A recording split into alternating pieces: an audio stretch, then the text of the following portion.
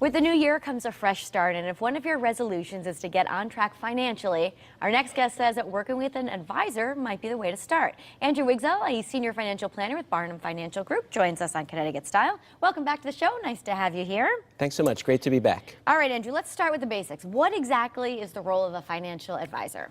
The primary purpose of a financial advisor is to team up with you to take you from where you are to where you want to go. Okay, and how do you get started? My sense is start with the end in mind. Focus on financial products you have now, 401k, insurance, IRAs. Look both inside your company, if there is financial education within the company, as well as people who are already part of your wealth management team. I guess a good suggestion would be to consider what you want the advisor to help you with. Absolutely. As I said, you have to start with the end in mind. Is your advisor going to be helping manage your goals, or helping manage your money, or both? Got it. And you should also say, you mentioned a good tip is to see what workplace education is available. Most definitely. We spend most of our lives at work, and if it's possible to have education programs in the workplace, that's a great place to start.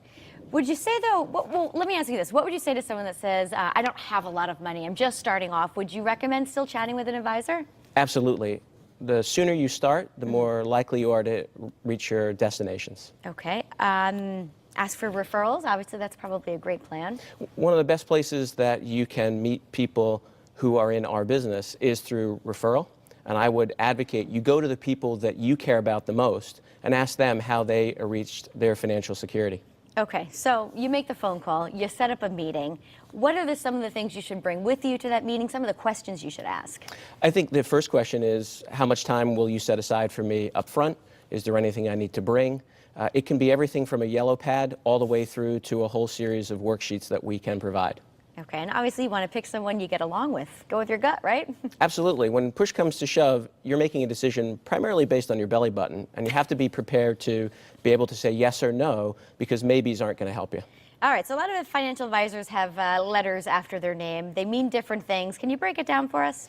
Well, designations like alphabet soup are really just showing a commitment to education. And I would argue all of the advisors that we've seen in our practice, as well as the ones who work in our industry, should be willing to answer the primary question. Why did you pick a particular designation over another? What specialty, what education, background does that provide? And as well as what coursework did you have to take? Is there one we should look for opposed to another? Or more I don't think so. Or? I think it's all a testament. If someone has multiple designations, it primarily shows their commitment to education, but you have to make sure that they have the real-world experience to be able to implement on what you're looking to have them do. Sure, and you have to also find out how you'll pay your financial advisor. This is not a volunteer business. Right. And so the more upfront you can be, the better it is. Are my fees going to be fixed fee? Am I having you do just a particular product or a particular strategy like education funding? Or are we doing something more comprehensive, cash flow and estate planning, that might take several years to work through? And if so, am I paying one fee? Am I paying a yearly fee? Is it fixed, or is it based on assets that I might bring to the firm? Sure, and that also plays retainer fees, renewals, all of that? Those all play in. Yeah. So if there's a multi-year experience, having someone check in with you monthly, quarterly, or even yearly might require some extra fees on your part. The more you know up front, the more educated you can become. Common sense there, right? Do a little planning, do a little research. I want to ask you a little bit about Barnum Financial Group. What kind of services do you offer?